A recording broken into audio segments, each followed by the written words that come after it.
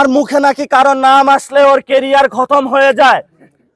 তো আমি আপনাদেরকে রক্তের উপর দেওয়া হলো বাংলাদেশ আওয়ামী লীগের বিচার করে ছাড়বো ইনশাআল্লাহ।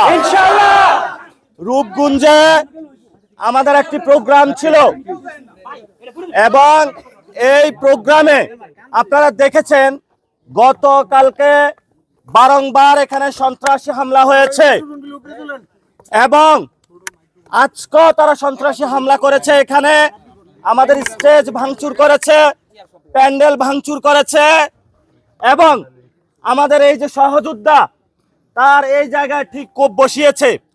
তার অল্পের জন্য হলো চোখটা যায় নাই, কিন্তু আমরা আজকে দায়িত্বহীন ঘোষণা দিতে চাচ্ছি। আমাকে অনেকে বলেছে যে আপনার জানের রিস্ক রয়েছে, আপনি সেখানে যাবেন না। আমি বলেছি আমার কোনো সহযোদ্ধা আহত হবে আর আমি হলে ঘরে হাতে চুরি পরে বসে থাকবে, এটা